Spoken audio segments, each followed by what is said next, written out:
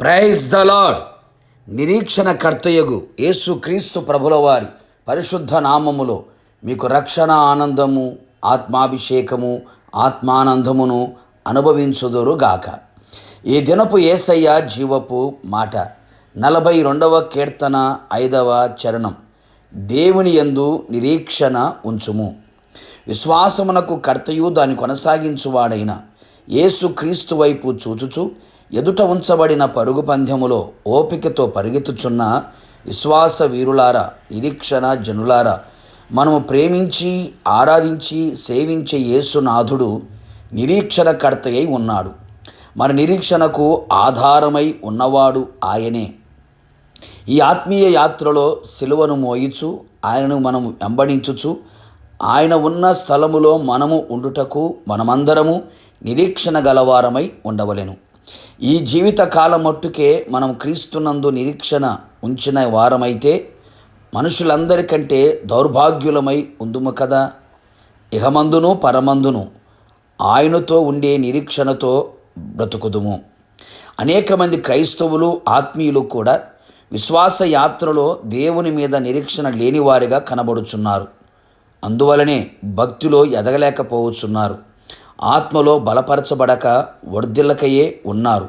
సంపూర్ణ భక్తి చేయలేకపోవచ్చు. సాధారణముగా భక్తిలో కొనసాగుచు ఉన్నారు.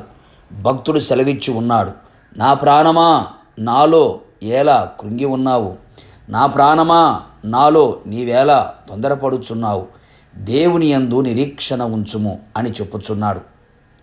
నా దేవుని బిడ్డ, నీ ప్రాణము కూడా కృంగిపోయి ఉన్నదా? తొందరపడుచున్నదా? నీలో కరిగిపోవచ్చున్నదా? దేవుని మీద నిరీక్షణ లేకయే కదా. ఆలోచించుము. నీ జీవితంలో ఎదురైన పరిస్థితులలో నిన్ను కృంగదీసి ఉన్నాయా? ఏ పరిస్థితులలో ఓడిపోయి అపజయములతో ఉన్నావు?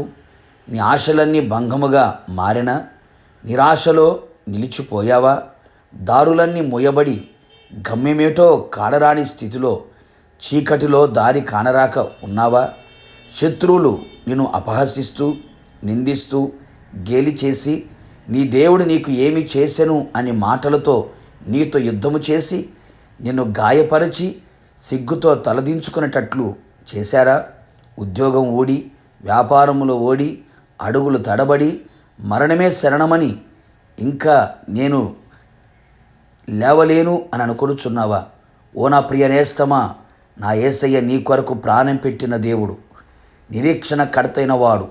ఆయన యొద్దకు రమ్ము, ఆయన పాదాల చెంత వేడుకొనుము. నీ కన్నీళ్లతో ఆయన పాదాలను తడుపుము. పరిశుద్ధాత్మ శక్తి పొంది విస్తారమైన నిరీక్షణ పొందుము. బంధకములలో పడి ఉండియు నిరీక్షణ గలవారలారా, మరల మీ కోటలో ప్రవేశించుడి. ఆయన మీకు రెండింతలుగా మేలు చెయ్యును.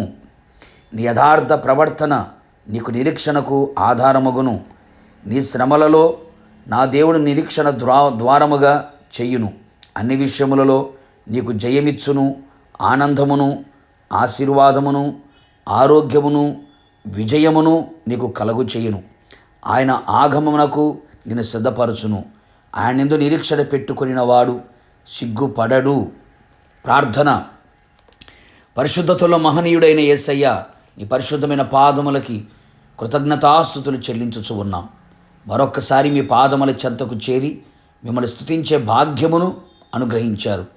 ఇప్పటికే అనేక మంది జీవితాల్లో కృంగిపోయిన వారిగా, తొందరపడుచున్న వారిగా, కరిగిపోయిన వారిగా కనబడుతూ ఉండగా వారిని యందు నిరీక్షణ ఉంచున్నట్లుగా మరొక్కసారి మీ మాటలు మాకు ధైర్యాన్ని కలుగు చేశాయి.